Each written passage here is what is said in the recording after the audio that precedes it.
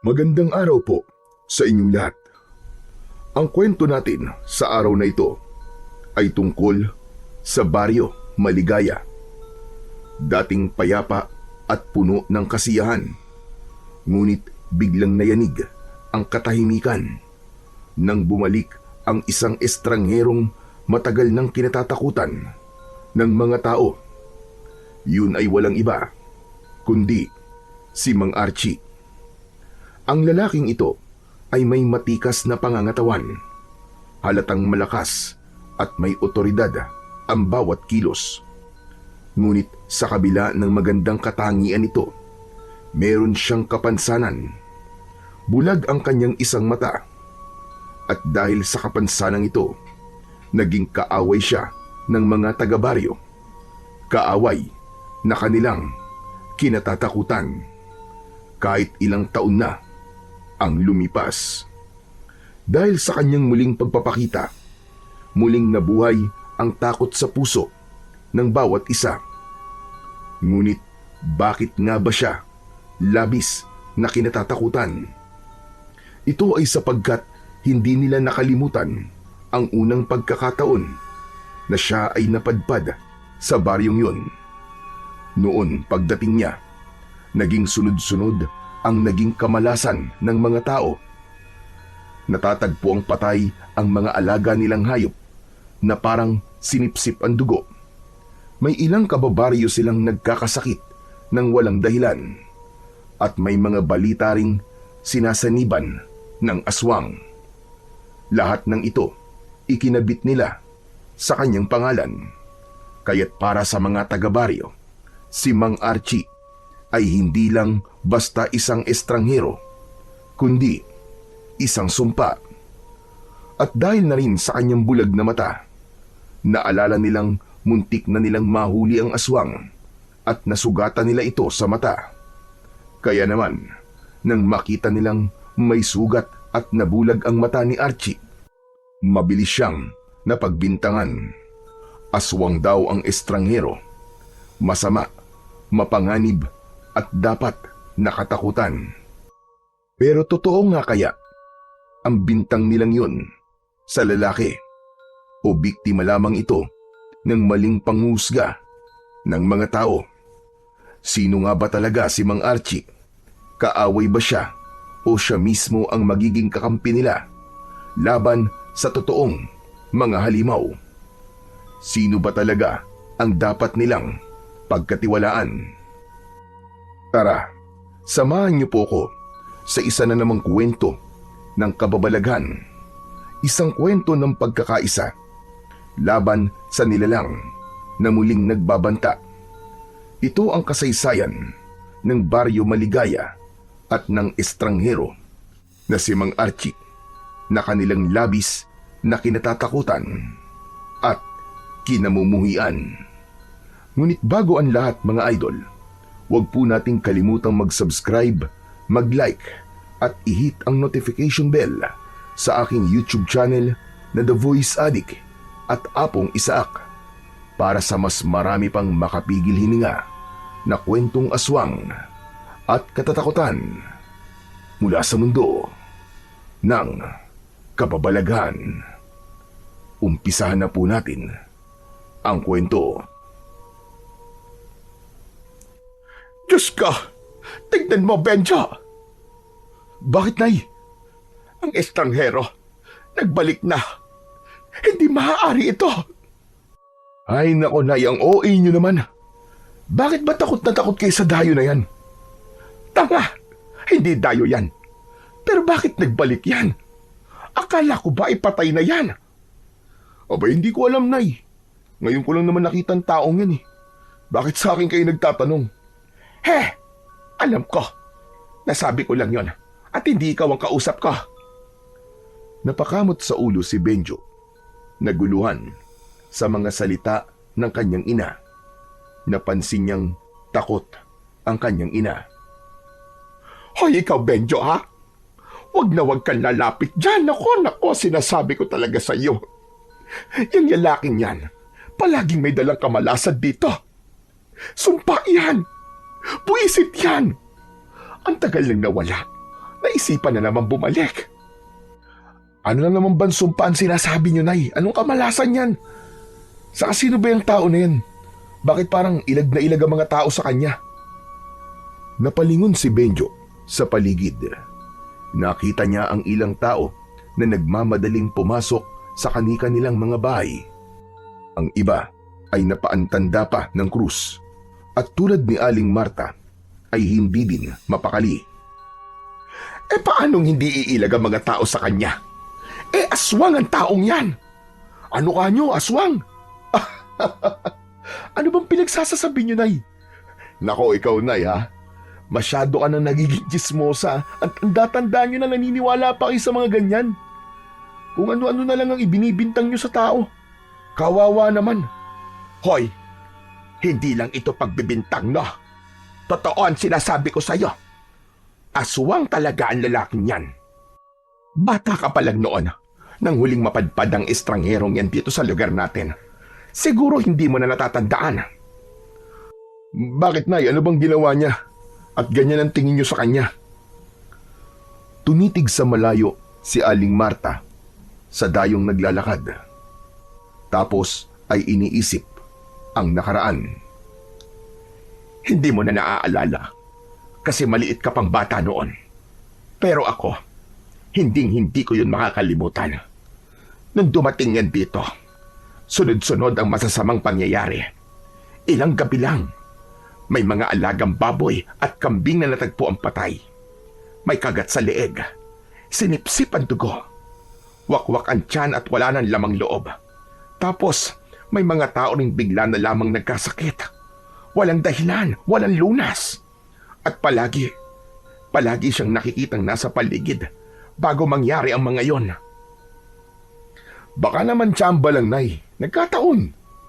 Hindi lahat ng kakaibang nangyayari ibig sabihin may aswang kagad. Kawawa naman yung tao kung siya agad ang pagbibintangan. Paano, Nay, kung halimbawa inosente siya? Napataas ang kilay ni Aling Marta. Halatang naiinis sa pagsaway ng kanyang anak. Malahimik ka nga dyan. Puro ka na lamang kontra. Anong tsamba ang sinasabi mo? Sige nga, sabihin mo, kung tsamba bang makita siya ng mga tao na palakad-lakad sa bukirin at kakahuyan tuwing 10 oras ng gabi? Sige nga. Sino bang matinong tao nag-iikot ng ganong oras? Sige nga, sabihin mo nga sa akin. Hindi nakasagot si Benjo. Tahimik siyang napatingin sa direksyon ng lalaki na patuloy na naglalakad ng tuwid at walang imik. Nay, kung totoo po yung sinasabi niyo, bakit naman kaya siya bumalik dito? Meron ba siyang babalikan? At yan ang kinatatakutan ko, Benjo. Baka kaya bumalik yan dito ay para maghiganti sa mga tao. Naku po, wag naman sana tayong madamay. Lumapit ang mga kumare ni Aling Marta at nakisali sa usapan. Lahat sila naiinis na muling bumalik ang estranghero at nagsimula na silang magkwentuhan ng tungkol sa nakaraan. Samantala, mula sa di kalayuan, isang matandang lalaki ang naglakad palapit sa mga tsismosa ng baryo. Siya si Kapitan Iking. Narinig niya ang usapan ng mga ito at mariing nagsabi ng kanyang panig. Tama na mga paratang na yan. Hindi nyo alam ang totoo.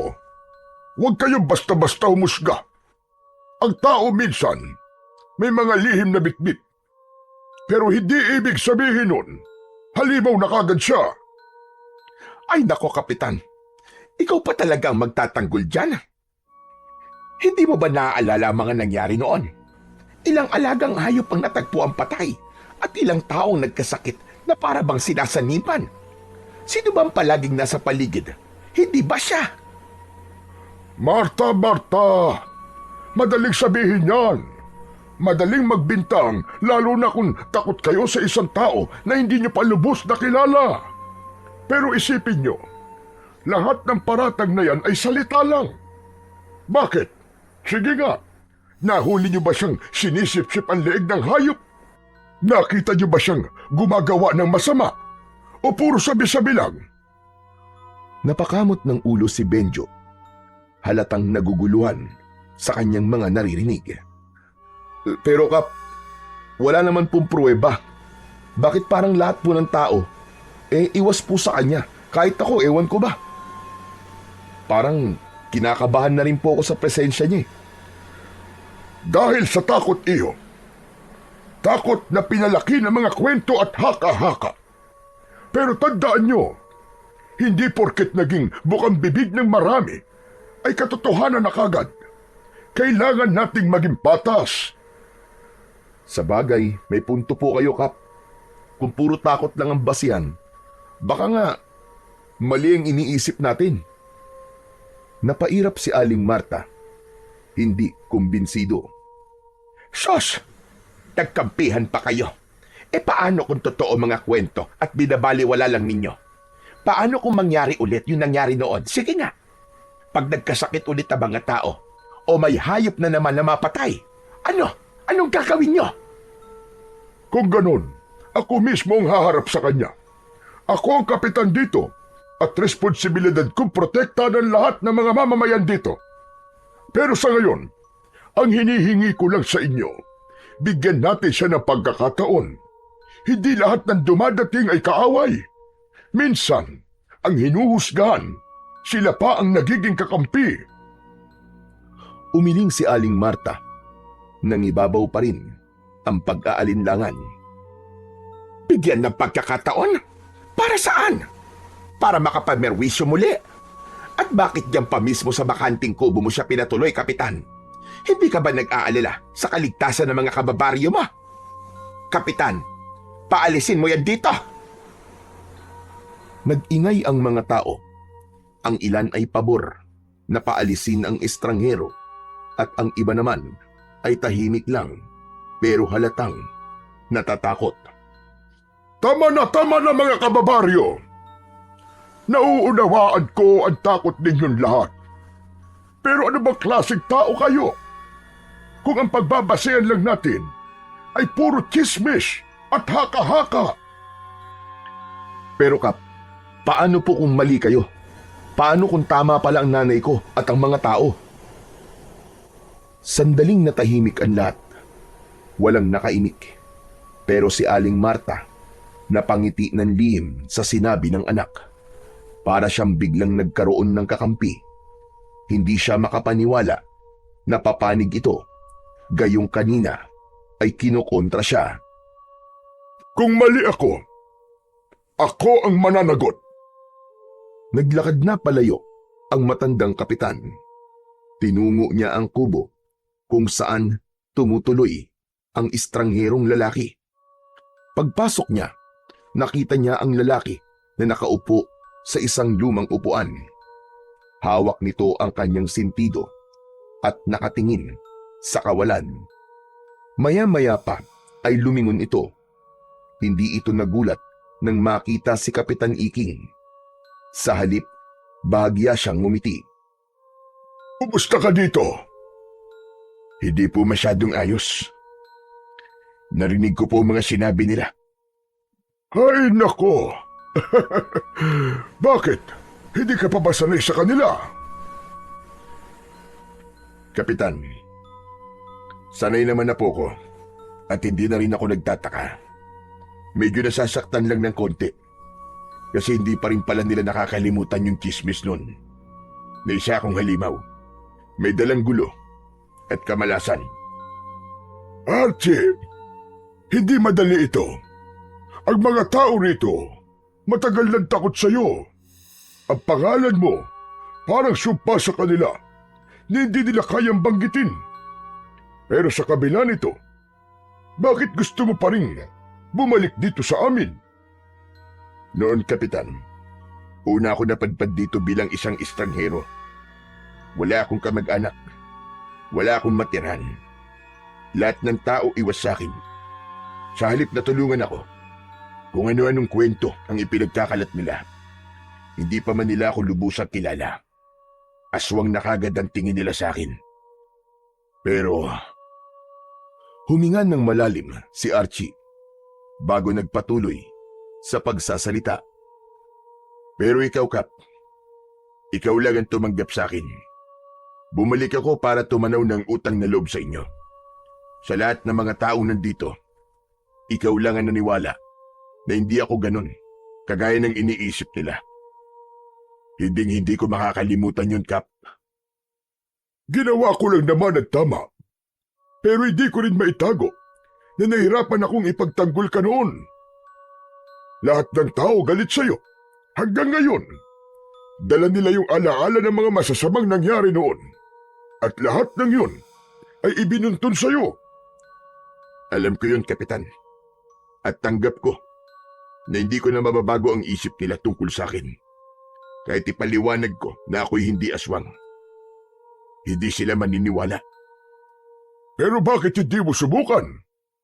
Linisin mo ang pangalan mo sa kanila. Hindi ako bumalik dito para linisin ang pangalan ko, Kap. Bumalik ako dito dahil may banta. At ayokong hayaan na masira ang baryong ito sa kamay ng mga tunay na halimaw. Tunay na halimaw? Ano bang ibig mo sabihin? Tama kayo ng narinig, Kap. Kaya ako bumalik ay dahil may nalaman ako na dito sasalakay ang mga aswang.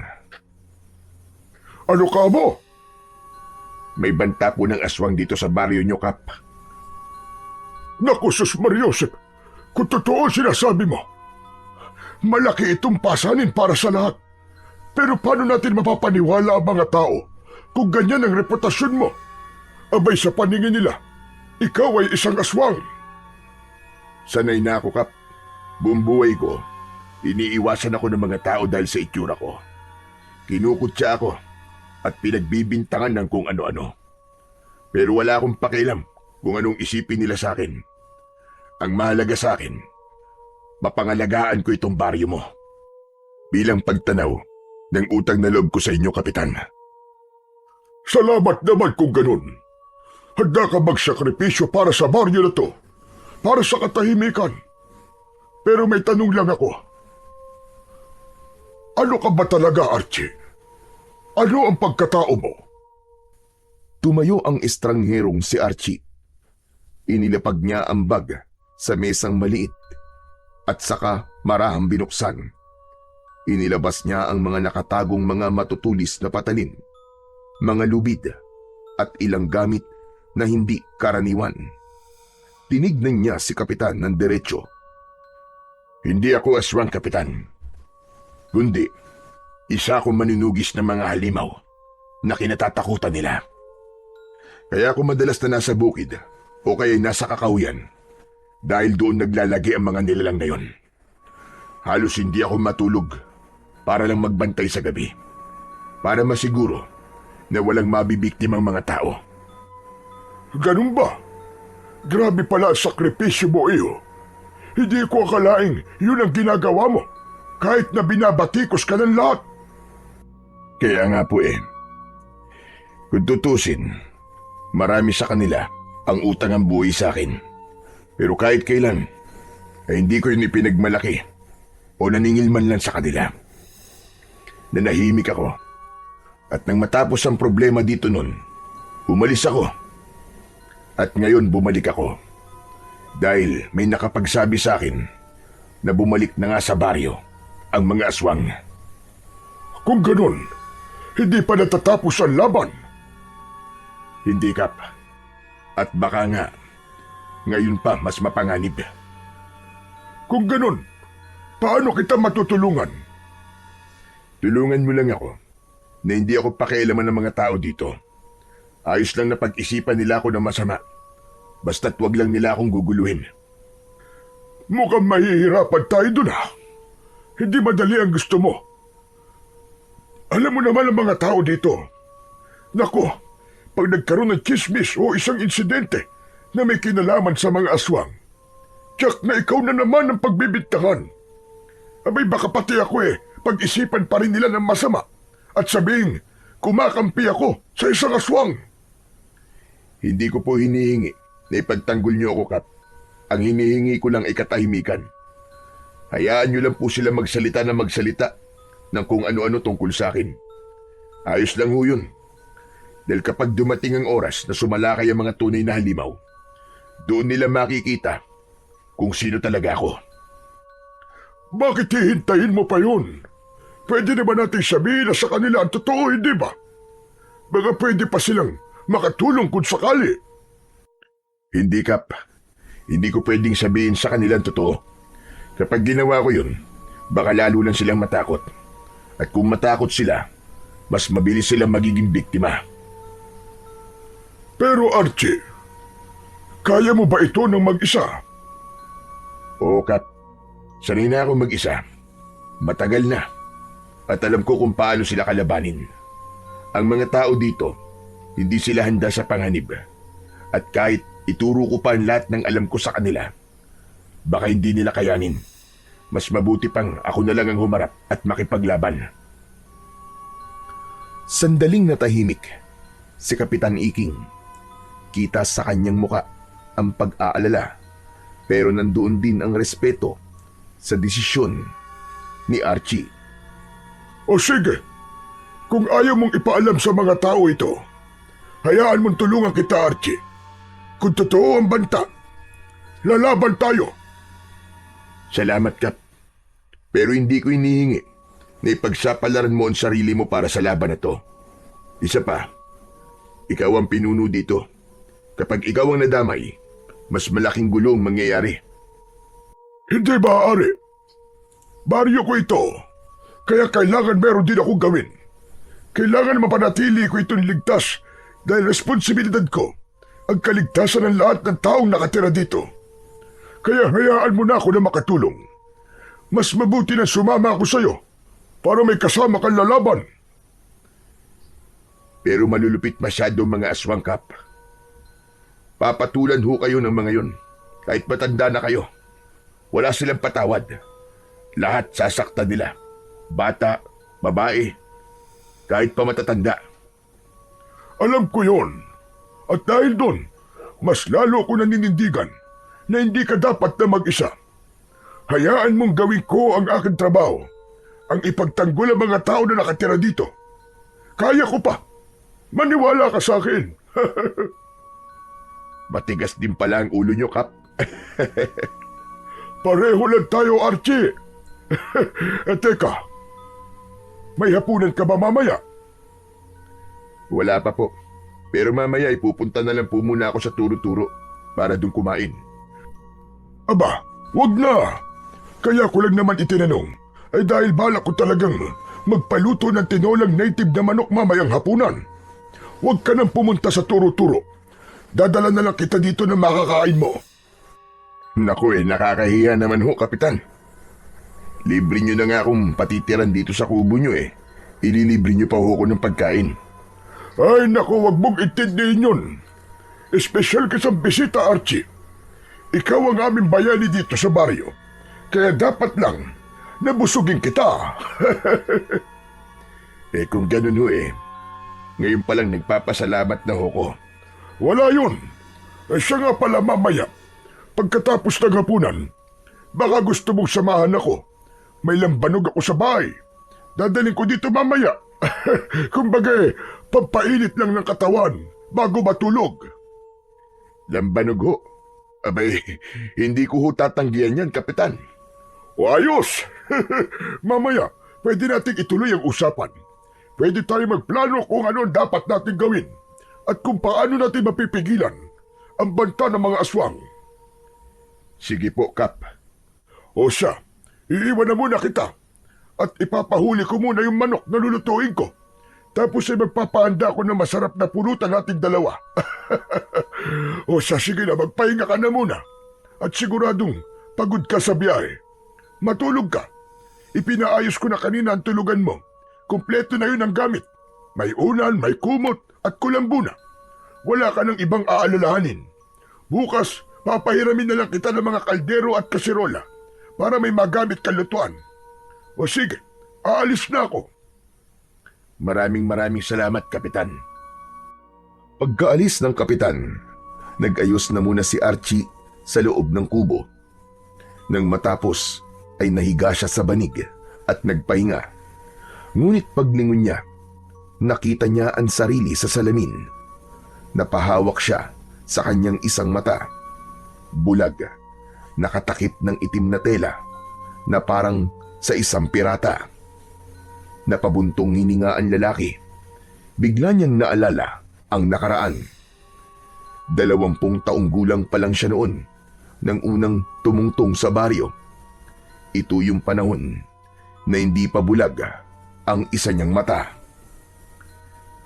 Maayos noong una ang pagtanggap sa kanya ng mga tao, pero nag-iba yun nang magsimulang kumalat ang tsismis tungkol sa sunod-sunod na pagkamatay at pagkawala ng mga hayop sa lugar na yun.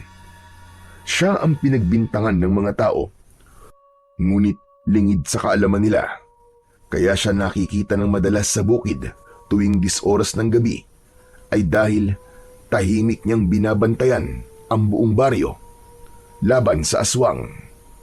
Siya ang nakipaglaban upang hindi mamugad ang mga aswang sa gubat.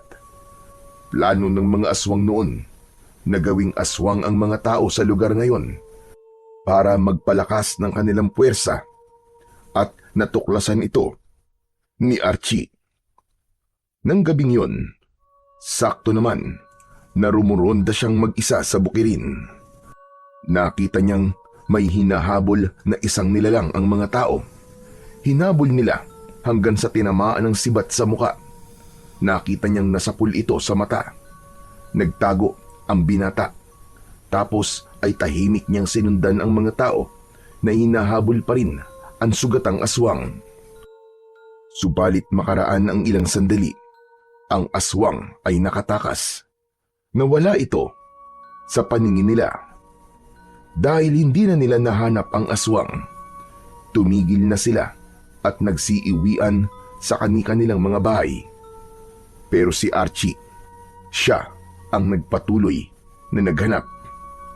Nahanap niya ang aswang na sinusubukang pagalingin ang sarili nitong sugat. Kaya't hindi na nag-aksaya ng oras noon si Archie. Sinugod niya ang aswang. Subalit yung inaakala niyang mahina na at naghihingalong aswang ay kaya pa palang lumaban. Inatake siya nito bigla at nakalmot ng aswang ang kanyang kanang muka at sumentro ang kuko nito sa kanyang mata. Dahil doon, kaya siya nabulag. Bilang ganti, sinaksak niya ang aswang ng isang sagradong punyal hanggang sa mamatay ang aswang. Kinabukasan, nang makita ng mga tao ang sugat ni Archie sa mata, agad nila itong iniugnay sa natamong sugat ng aswang. Dahil dito, mabilis siyang nausgahan ng lahat. Para sa kanila, ang pagkabulag niya ay patunay na siya mismo ang nilalang na kanilang kinatatakutan. Doon nagsimula ang takot ng mga tao sa kanya. Hindi dahil sa may napatunayang may kasalanan siya, kundi dahil sa sugat na iniwan ng laban na yon. Hanggang ngayon, dala-dala niya ang bigat ng maling akala. Si Archie ay hindi isang halimaw, kundi mula siya sa pamilya ng mga antingero. Bata pa lamang siya nang masaksihan ang pinakamadilim na gabi ng kanyang buhay, ang gabing pinaslang ng mga aswang ang kanyang ama at mga kapatid.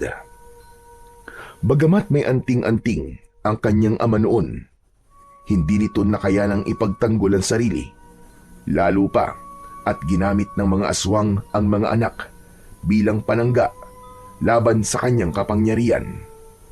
Isa-isang pinaslang ang kanyang mga kapatid, at dahil sa matinding konsensya at panghihinayang, nawalan ng lakas ng loob ang kanilang ama. Pinili nitong mamatay kaysa mabuhay na dala ang bigat ng pagkatalo at ang katotohanang hindi niya naipagtanggol ang sariling mga anak. Si Archie lang ang nakaligtas. Galing siya noon sa gala at habang papalapit sa kanilang bahay, nakita niya mismo ang maraming aswang na nagmamadaling lumabas at mabilis na naglaw sa dilim.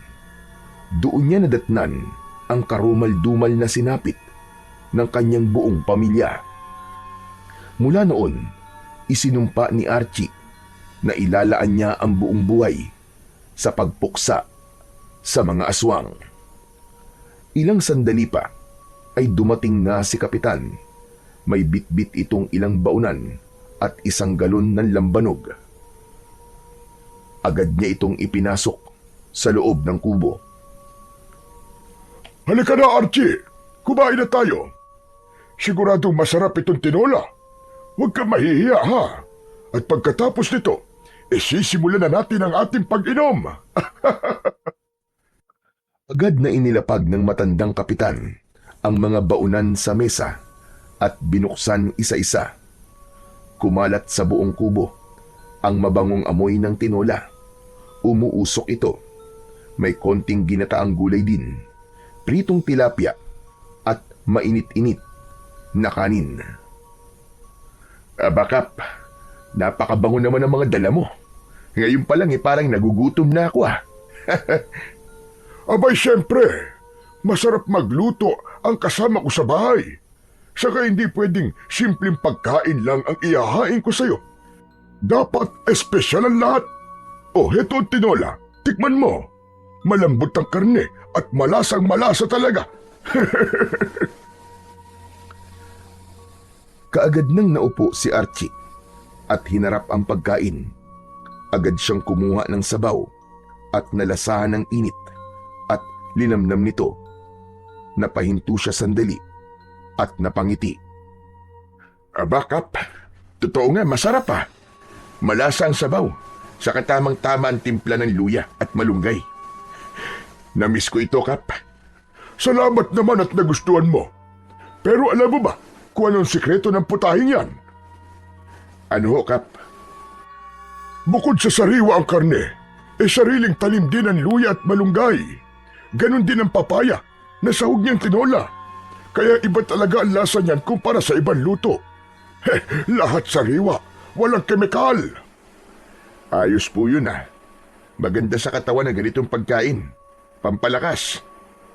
Tama ka. O sige na, kumain ka na nga. Magpakabusog tayong dalawa. Habang kumakain, nagpatuloy sila sa masayang usapan tungkol sa kanilang kinakain. Napaisip si Archie habang sinusubo ang tinola. Hindi lang dahil sa sariwang sahog at gulay, kaya masarap ang lasa nito. Ang tunay na dahilan ay ang pakiramdam ng pagtanggap at pagpapahalaga. Para kay Archie, yun ang unang pagkakataon matapos ang matagal na panahon na may taong nagmalasakit sa kanya. Pagkatapos kumain, nagsimula na silang uminom. Alam mo, iyo, kung ako lang ang masusunod, gusto ko matigil ng chismis tungkol sa iyo Pero alam mo naman ang mga tao dito, di ba? Huwag na po kayong mag-alala, Kap. Ayos lang po yun. Tulad ng sinabi ko, naiintindihan ko naman sila. Masaya na po kung may naniniwala sa akin, maski isa. Sapat na ho yun. Nagpatuloy ang kanilang inuman hanggang sa hindi na nila namalayan ng oras. Lumalim ang gabi at inabot pa sila ng madaling araw. Habang tumatagal, lalo pang naging masaya ang kanilang kwentuhan. Nagbahagi sila ng kani-kanilang karanasan sa buhay. Masaya sila at panay ang tawanan, tapos biglang malulungkot. Paiba-iba sila ng emosyon. Habang lumalalim ang usapan nila, isa lang ang napagtanto nila. Parehas silang walang sariling pamilya. Pareho silang tumandang binata. Lumipas pa ang ilang sandali at kapwa na sila lasing. Si Kap halos hindi na makatayo at nakatulog na lang sa lapag ng kubo.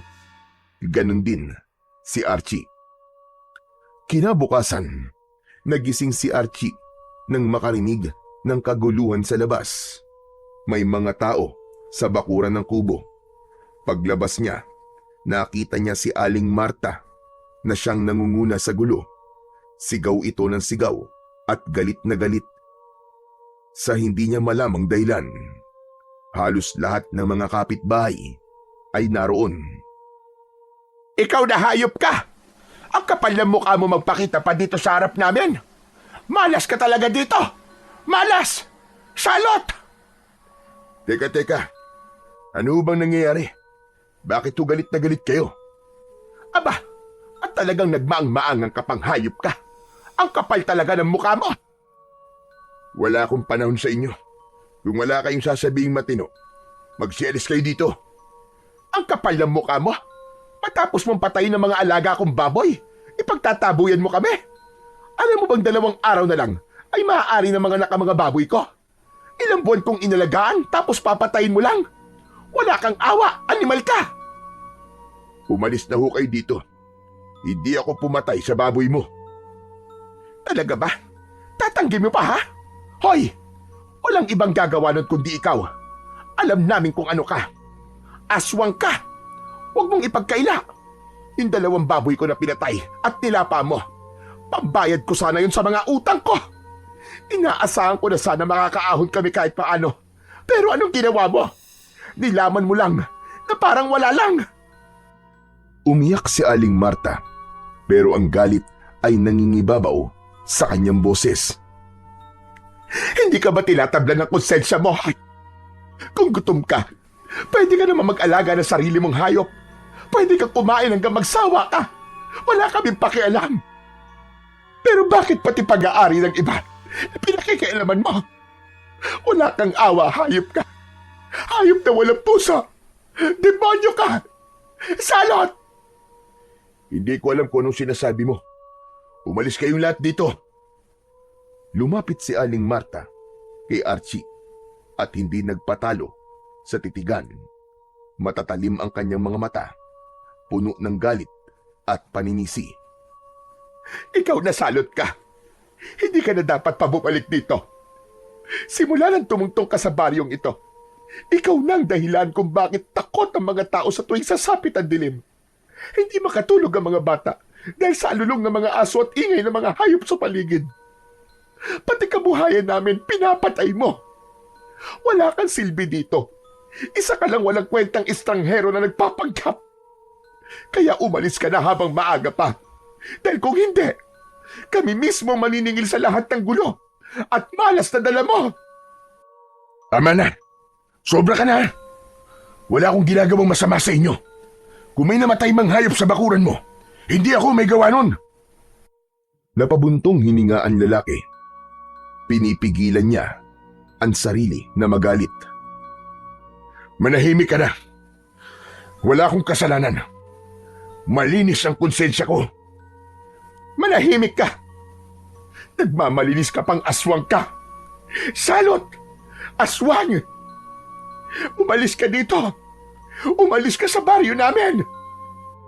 Maya-maya pa, habang umiinit lalo ang tensyon, biglang dumating ang binatang si Benjo at naabutan ang kanyang ina na gumagawa ng eksena sa harap ng kubo ng estranghero. Agad niyang hinawakan ng ina at marahang hinila papalayo. Nay, tama na yan, Nay. Nakakayang ginagawa niyo, tara na po. Umuwi na tayo. Huwag kayong gumawa ng gulo dito. Ano ka ba? Kakampihan mo tong estranghero na to kaysa sa sarili mong ina. Anak naman, kinain niya ang 2 baboy natin. Tama na, Nay. Huwag kayong magsalita ng ganyan. Wala ho kayong patunay na siyang may gawa nun. Hindi niyo naman nakita eh. Walang nakakita. Benjo, huwag kang makialam dito ha. Pero, Nay, pabayaan mo ako. Hindi ko uurungan ng aswang na yan. Malas yan, salot. Lumayas ka ditong salot ka. Demonyo ka. Walang may gusto na nandito ka. Dahil sa sunod-sunod na masasakit na salitang narinig, ay napilitan na si Archie na ipagtanggol ang kanyang sarili. Makinig kayo. Wala akong kinalaman sa mga ibinibintang nyo. Ang inulam ko kagabi, tinola, at hindi baboy. At saka nag-inuman kami ni Kapitan kagabi. Kaya imposibleng ako kumain ng baboy mo.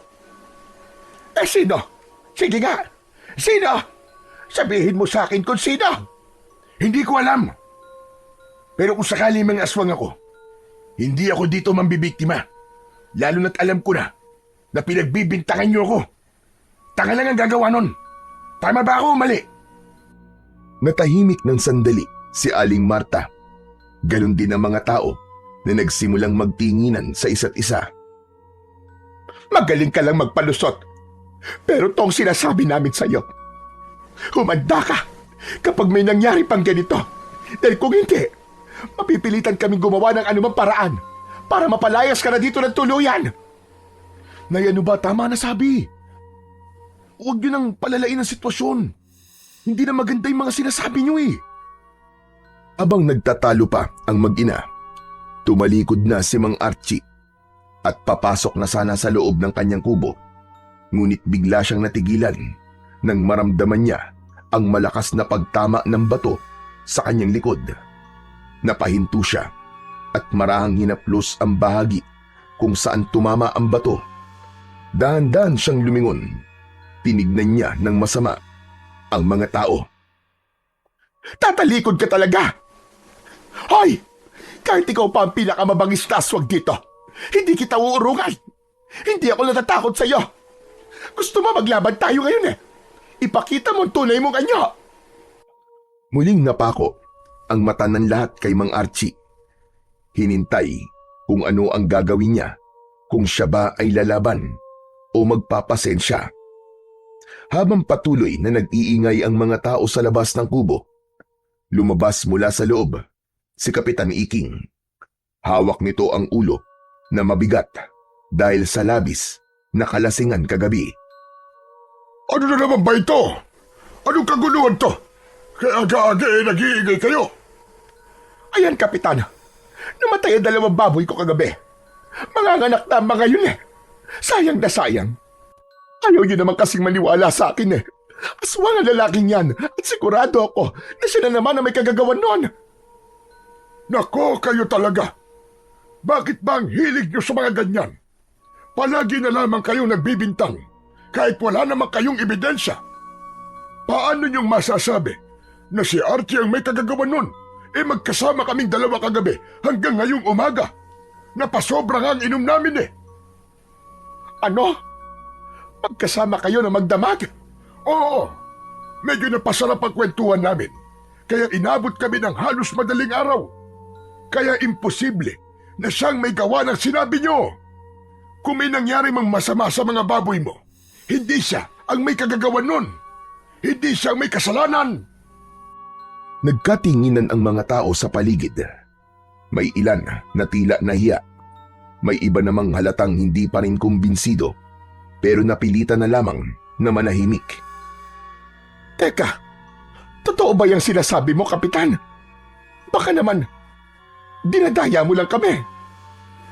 Aba, bakit naman ako mandadaya? Ano ba tingin niyo sa akin? Kapitan ako rito, Marta. Hindi ako magsisinungaling para lamang pagtakpan ang masama. Kung may kasalanan talaga si Archie, ako mismo ang unang kakastigo sa kanya. Pero sa pagkakataong ito, kayo ang nagkamali. Hindi siyang may gawa. Dahil sa sinabi ng kapitan, biglang natahimik ang lahat. Ang ilan sa mga tao ay napakamot na lamang sa ulo. Tila nahiya sa kanilang naging paratang sa estranghero. Isa-isa na rin silang nagsiuwi. Si Mang Archie naman ay tahimik lang na tumalikod. Hindi na siya umimik at dahan-dahan na lang na pumasok sa loob ng kubo. Nagsara na siya ng pinto. Ay nako, sabi ko naman kasi sa inyo na masyado kayong mainit, kaya yan. O ano ka ngayon? Manahimik ka, kundi kukutusan kita dyan. Makalipas ang ilang sandali, ay napilitan na ring umuwi ang ginang. Masama ang loob niya na napahiya siya. Napakuyom ang kanyang mga kamao, halatang gigil na gigil. Mahuhuli ko din ang hayop na yan. Humanda siya. Babantayan ko siya. At sa oras na mapatunayan kong aswang talaga siya, patay siya sa akin. Hala si nanay, tama na nga yan, nay. Dami-dami niyo pa sinasabi. Pagka-uwi ng mag-inang Aling Marta at Benjo, tahimik ang buong bahay. Pumasok si Benjo at diretsong naupo sa bangko. Samantalang si Aling Marta naman ay padabog na isinara ang pinto. Halatang hindi pa rin humuhupa ang init ng ulo. Kung hindi ka lang sana nakialam kanina, anak, malamang napaalis na natin yung hayop na yun dito sa baryo eh. Ano bang naisip mo? At ipinagtatanggol mo pa siya? Napayuko si Benjo. Pinipigilan ang sarili na sumagot ng pabalang. Ilang saglit siyang natahimik bago nagsalita. Nay, hindi naman tama kasi yung ginagawa nyo. Eh wala naman kayong matibay na ebidensya eh. Tapos gigil na gigil kayo na siyang may gawa. Paano kung hindi pala? Paano kung nagkamali talaga kayo? Ba't ako pa ang mali kayon? Ako pa ang walang alam? Nakita mo ba mga baboy ko, Benjo? 2 yon, patay lahat. Eh sino pa ba ang gagawa nun, kundi yung hayop na yon? Nay, yun na nga yung sinasabi ko. Hindi pwedeng basta-basta tayo magturo ng walang patunay. Paano kung idemanda kayo ng tao? Ang hirap na nga ng buhay, maididemanda ka pa ng paninirang puri. Paano na? Paano kung makulong ka? O kaya pagbayarin ka ng danyos? Ang kapal na lang ng mukha niya kapag ginawa niya yon. Ay nako. Anong hay nako sinasabi mo? Hoy Benjo, kung makabuntong hininga ka dyan ha? Akala mo hindi ako nanay mo ha? Parang mas kinakampihan mo pa yung estrangherong yun ha, kesa sa akin. Hindi agad nakasagot si Benjo. Umiling na lang siya, sabay napakamot sa batok. Hindi naman sa ganun, Nay. Gusto ko lang itama yung nakikita kong mali. Kung may ebidensya, ako pa ang unang tatayo sa tabi nyo. Pero kung puro hinala lang, baka tayo mapahiya sa bandang huli. Namilog ang mga mata ni Aling Marta. Hindi makapaniwala sa narinig. Maya-maya pa, namuo ang luha sa kanyang mga mata. Ganun na lang ba kaliit ang tingin mo sa nanay mo, ha, Benjo? Na parang bang wala akong alam. Na parang wala akong kwenta. Na ako pa ngayon yung nagsisinungaling. Ganun pa. Nataranta si Benjo. Tumayo siya at lumapit sa kanyang ina. Nay, hindi ko naman po sinasabi na wala po kayong alam. Hindi rin po ako naniniwala na nagsisinungaling kayo. Pero Nay, iba po yung kutob sa ebidensya. Gusto ko lang po na sigurado tayo bago tayo kumilos. Ayoko kayong mapahamak, Nay. Ano ba gusto mo gawin ko? Tumingin na lang habang unti-unti tayo nilalamon ng malas na dala ng taong yan. Hindi ko kayang hayaang mawala ang lahat na pinagpagura natin, anak. Tulungan mo naman ako. Huminga ng malalim si Benjo. Ramdam ang bigat ng sitwasyon. Ano po bang gusto niyong gawin ko, Nay? Gusto kong makakuha tayo ng ebidensya. Yung ebidensya na magpapatunay sa lahat na hindi nga ako nagkakamali. Na tama ang hinala ko na mula pa noon. Hindi ako papayag na lumipas sa mga araw na parang walang nangyayari. Kailangan masampal sa mukha ng lahat ng tao dito na totoo. Totoo ang sinasabi ko. At ikaw lang ang aasahan ko para doon, Benjo. Ikaw lang. Natigilan si Benjo. Ramdam niya ang bigat ng responsibilidad na ipinapasa sa kanya ng kanyang ina. Nay, paano halimbawa kung wala tayong makitang ebidensya? Meron, anak. Sigurado ako meron. Hindi ako maaaring magkamali. Kailangan lang natin na maging matyaga. Obserbahan natin yung tao na yon. Sundan kung kinakailangan. Alamin kung ano mga ginagawa niya tuwing gabi. May lalabas at lalabas na katotohanan. Himik si Benjo. Nakatitig siya sa kanyang ina na puno ng determinasyon. Kita pa rin ang luha sa mga mata, pero mas nangingibabaw ang galit at paniniwala. Ilang sandali pa'y napabuntong hininga siya at tumango. Sige, Nay, kung yan po ang gusto niyo gagawin ko, tutulungan ko po kayo. Salamat, anak. Salamat.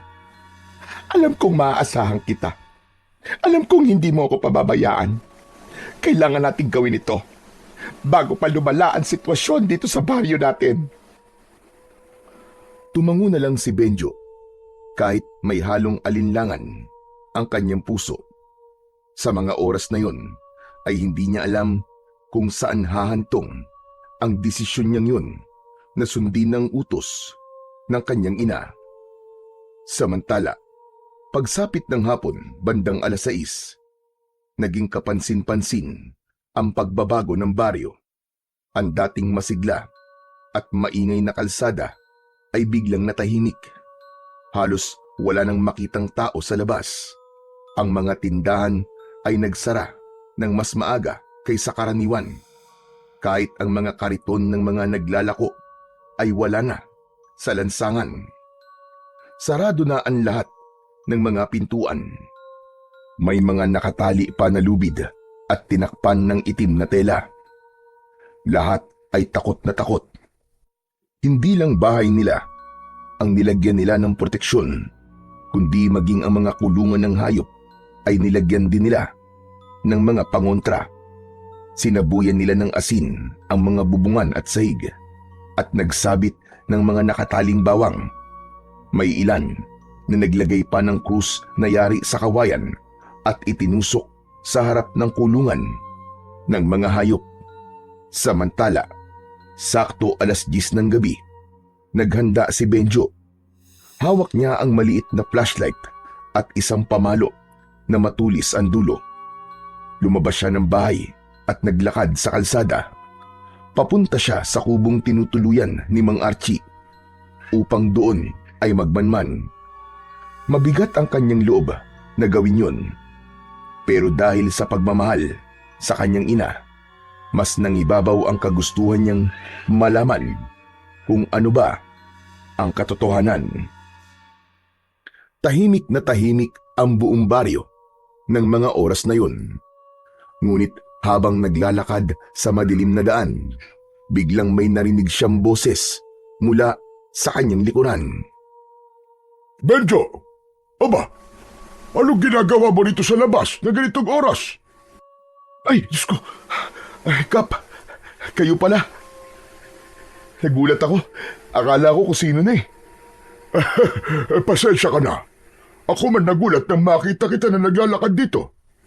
Saan ka ba patungo niyan? Naglalakad-lakad lang ho. Naglalakad-lakad? Abay bakit? Hindi ka ba takot sa aswang? Hindi po. Hindi po ako takot. Gusto ko lang pong malaman ng totoo. Totoo? Ano bang ibig mo sabihin? Kung totoo bang may aswang talaga? O kung yung estranghero na yun ba talaga ang pumatay sa mga baboy namin? Ayoko pong makinig sa sabi-sabi. Kaya gusto ko po, ako mismong makaalam ng totoo. Sandaling natahimik si Kapitan Iking. Tinitigan niya si Benjo bago muling nagsalita. Totoo ang mga aswang, Benjo. At sa ngayon, totoo ring may gumagala dito sa baryo natin. Sigurado po ba kayo sa sinasabi niyo, Kap? Totoo ba talaga? Tumango si Kapitan Iking. Seryoso ang muka. Meron talaga. At yung aswang na yun, ang talagang pumatay sa mga baboy nyo. Kung ganun, Kap, sino ang aswang? Yung bang estranghero? Archie ang pangalan niya, Benjo. Hindi estranghero. Makinig ka sa akin. Imposible na si Archie ang aswang na yun. Mabait siyang tao. Hindi siya gaya ng iniisip ng marami dito sa ating baryo.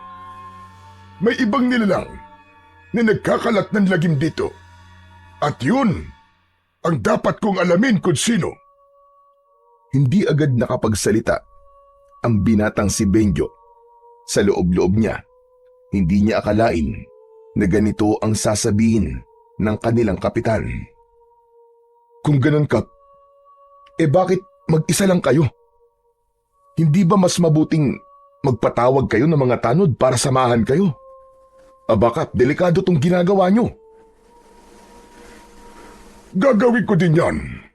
Pero kailangan ko munang makita ang hayop na yun bago ko magpatulong sa buong barangay sa pagtugis sa kanya.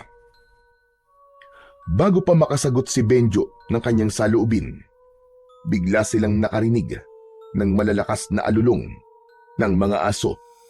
Paulit-ulit, parang galit na galit. Natigilan ang dalawa. Kapwa nagkatitigan bago muling nag-usap. Kap, narinig niyo ba yun? Oo, dun sa banda ron. Halika, puntahan natin. Kap, teka lang. Baka delikado eh. Kung takot ka, umuwi ka na. Sige na, ako na lang ang pupunta. Napakagat ng labi si Benjo. Kahit natatakot, hindi niya kayang pabayaang mag-isa ang kanilang kapitan. Hindi, Kap. Sige, sasama ako. Kailangan kong makita rin kung ano yun. Mabilis silang naglakad. Sinusundan ang tunog ng mga alulong. Habang papalapit sila, mas lalo itong lumalakas. Pati ang mga manok at baboy sa paligid, parang nagkakagulo. May mga ibon na biglang nagsiliparan. Pawisan na si Benjo. Kinakabahan siya. Pakiramdam niya, bawat hakbang nila ni Kapitan ay papunta sa isang bagay na kanyang kinatatakutan. Nang malapit na sila sa isang bahay, biglang tumigil si Kapitan Iking. Tumingala ito sa bubong ng bahay na yon. Medyo wag kang maingay. Tignan mo, hayon, may aswang. Dahan-dahang tumingala din ang binata at doon halos manlumo siya sa kanyang nakita. Sa ibabaw ng bubong, may isang nilalang na nakadapo, isang itim o mabalahibong tao na may matatalim at mahabang kuko. Pulang-pula ang mga mata at may dilang mahaba, nakalawit at naglalaway. Halos hindi makahinga ang binata dahil sa labis na nerbiyos. Diyos ko po, may aswang nga. Nakakatakot ang itsura niya, Kap. Mabilis na hinugot ni Kapitan Iking ang dala niyang matalas na itak. Huwag kang maingay, Benjo. Kapag nakahalata yan, baka bigla tayo salakayin. Napakapit si Benjo sa katawan ng puno. Nanlalambot ang tuhod niya habang pinagmamasdan nila ang nilalang. Dahan-dahan itong gumapang sa bubong. Para bang may hinahanap. Ang alulong ng mga aso ay mas lumakas. Halatang ramdam din nila ang presensya ng halimaw. Kap, anong gagawin natin? Baka bigla tayong makita niyang aswang. Kung sakaling bumabayan, ako ang haharap sa kanya. Ikaw, tumakbo ka kagad at tawagin mo ang mga tao. Hindi ko kayo iiwan dito, Kap. Kung mamamatay tayo, sabay ho tayo. Ikaw ang bahala. Pero, handa ka ba talaga mamatay? Opo. Bagyang ngumiti si Kapitan Iking. Sa kamarahang tubango. Biglang tumigil sa pagkilos ang nilalang. Dahan-dahan itong iniangat ang ulo at nakatuon ang pulang mga mata sa direksyon nila. Para bang nararamdaman ito ang kanilang presensya. Nag-angat ito ng katawan at umungol ng malalim. Kasunod, ang paglabas-masok ng mahaba nitong dila na animo ay sa ahas. Nagtago sila sa likod ng malaking puno at nanatiling tahimik. Ilang sandali pa ay muling sumilip ang kapitan at nakita niyang hindi na nakatingin ang aswang. Hindi inalis ng kapitan ang tingin sa aswang, ngunit sa muling paglingon ng kalaban ay nahuli nito si kapitan na nakasilip. Bigla itong sumingasing. Naglabas ng tunog na parabang sa ahas. Nakita niya tayo, Kapitan. Anong gagawin natin? Humanda ka, iyo. Hindi natin maiiwasan to. Lalaban tayo! Sa isang iglap, tumalon ng aswang mula sa bubong at bumagsak sa gitna ng kalsada. Ilang hakbang lang ang layo sa kanila. Muling umalulong ang mga aso, mas malakas at mas marahas. Nakangisi ang nilalang. Tila pinapakita ang matatalas nitong mga pangil na may bakas pa ng dugo. lalong dumikit ang binata sa kapitan. Halos manginig na sa labis na takot. Ngunit matapang si Kapitan Iking. Sa tindig nito ay hindi niya uurungan ang kalaban. Handa siyang makipagsabayan at makipaglaban dito. Walang hiya ka! Ginulo mo ang baryo kong hayop ka! Humanda ka! Hindi kita mapapatawad! Tatapusin na kita ngayon! Ngumisi lang ang aswang. Tapos ay bigla itong nagbago ng anyo. Naging isang mabangis na itim na aso at hindi nila inaasahan ang sunod nitong ginawa. Tumakbo ito palayo sa kanila. Tinungo ang madilim na kakahuyan ng mabilis. Kap! Tumakas siya! Oo, pero babalik ang hayop na yun. Hindi yan titigil hanggat hindi siya nakakapambiktima. Naglakad ang kapitan papunta sa bahay kung saan nakadapo kanina ang aswang. Kumatok siya ng mariin sa pinto at ilang sandali ay may sumilip na tao. Dali-dali niyang inalam ang kalagayan ng pamilyang naroon. Nakahinga siya ng maluwag nang malamang ligtas naman ang lahat. Nag-alala siya ng gusto dahil alam niyang may bagong panganak na sanggol sa bahay na yun. At alam niyang yun ang dahilan kung bakit nakadapo ang aswang sa bubong ng bahay. Punterya nito ang inosenteng sanggol. Matapos masiguro ang kaligtasan ng pamilya, mabilis na nagdesisyon si Kapitan Iking. Hindi siya maaaring maghintay pa. Kailangan niya ng kakampi sa gabing yun at ang unang pumasok sa isip niya ay si Mang Archie. Mabuti pa'y umuwi ka na, Benjo. Delikado na dito sa labas. Sige na, ako nang bahala. May kailangan lamang akong puntahan. Sasamahan ko po kayo, Kap. Makulit ka talaga, no? Ay, Diyos ko. Bahala ka na nga. Pagdating nila sa bahay ni Archie, walang tao, tahimik ang paligid, nakasara ang mga bintana at sa labas nakakandado ang pintuan. Napatingin si Benjo kay Kapitan Iking at parehas nilang dala ang kakaibang kaba. Kap, walang tao dito ah. Asan yung estrangero? Umuwi na tayo, Benjo. Pero Kap, Halika na. Ihatid na kita sa inyo. nanahimik na si Benjo at sumunod na lang sa matandang kapitan. Tahimik silang naglakad at pagdating sa bahay nila ay agad na sumalubong si Aling Marta. Kapitan, bakit niyo ho kasama ang anak ko? Inihatid ko lang siya, Marta, para siguradong ligtas na makauwi. Pwede ba? Nakikiusap ako sa'yo. Huwag mo na sanang pilitin si Benjo na sumali sa mga bagay na hindi naman niya dapat pinakikialaman. Baka mapasubo pa ang bata sa alanganin. Alam mo namang delikado ngayon, hindi ba? Natahimik si Aling Marta. Hindi niya inaasahan ang direktang pagsaway mula mismo sa kapitan. Sandali siyang natigilan. O siya, sige na.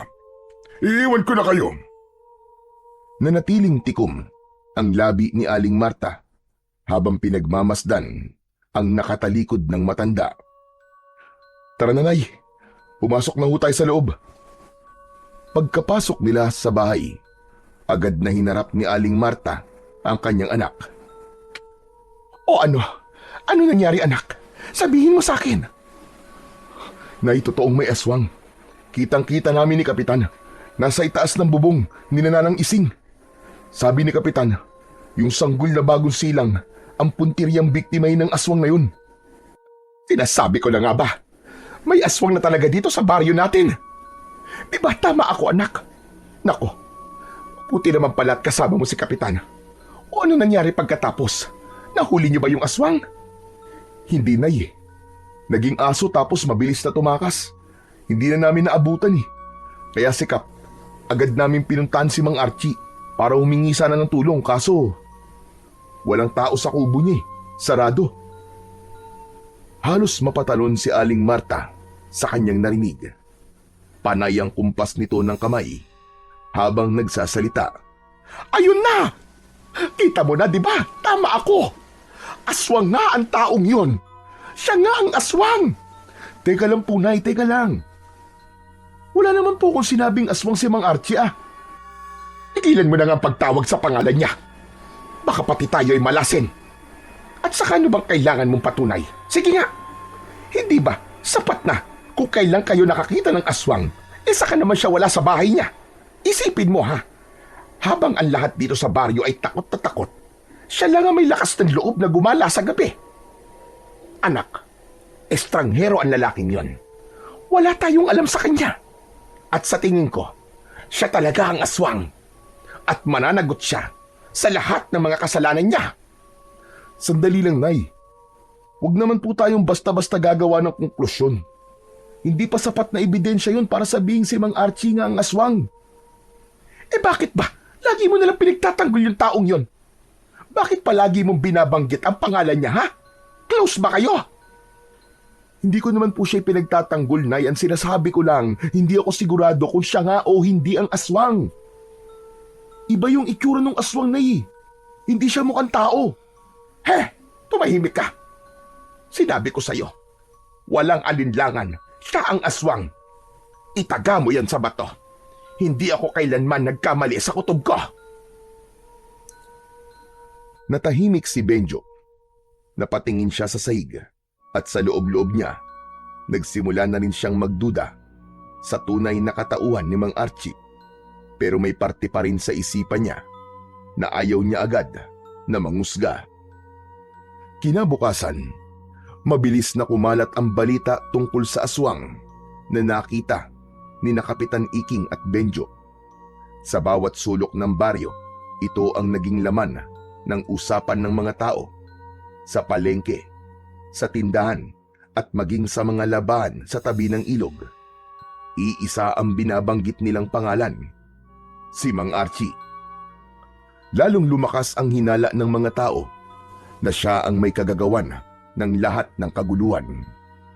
Ang dating nakikiusyoso lang, ngayon ay hayagan ng nagsasalita laban sa kanya. Marami ang nagsimulang mag-udyok na dapat na siyang mapalayas bago pa man lumala ang sitwasyon. Hindi nagtagal, nagpatawag ng pagpupulong si Kapitan Iking sa plaza. Mabilis na dumagsa ang mga taga-baryo. Naging mainit agad ang diskusyon at hayagan nilang ipinakiusap sa kapitan na kailangan ng paalisin si Archie sa kanilang lugar. Ngunit sa gitna ng matinding diskusyon, tumayo si Kapitan Iking at mahigpit na tumutol sa kagustuhan ng nakararami. Hindi siya pumayag na basta na lamang paalisin si Archie dahil alam niyang wala talagang kasalanan ang lalaki. Dahil dito, nagkaroon ng mainit na pagtatalo sa pagitan ng kapitan at ng mga tao. Maski kay kapitan ay galit na rin ang iba. Ngunit sa kabila ng matibay na paninindigan ni Kapitan Iking, hindi pa rin natigil ang bulong-bulungan at galit ng mga tao. Ipinaliwanag niya na ang tunay na dahilan kung bakit siya nagpatawag ng pagpupulong ay hindi upang pag-usapan ang pagpapaalis kay Mang Archie, kundi para humingi ng tulong at kooperasyon ng lahat. Gusto niyang magtatag ng mahigpit na pagbabantay sa gabi, mag-ikot sa paligid ng baryo at magsagawa ng ronda upang masiguro ang kaligtasan ng bawat isa. Sandali nga. Bakit kailangan pang magsagawa ng ganyan, Kapitan? Alam naman natin kung sino na ang aswang. Bakit hindi na lang palayasin? Sumang-ayon ang nakararami at dahil doon, kinontra nila ang solusyon na sinabi ng kanilang kapitan. Sa puntong yun, ramdam ni Kapitan Iking na tila nag-iisa na lamang siya sa kanyang paninindigan. Kahit papaulit-ulit niyang iginiit na siya mismo ang mananagot kung mapatunayan ang mga hinala laban kay Mang Archie. Ngunit nanatiling sarado ang isip ng nakararami. Ang takot at galit ang nangibabaw sa kanila at hindi na pinakinggan ang kanyang paliwanag. Natapos ang pagpupulong na walang napagkasunduan.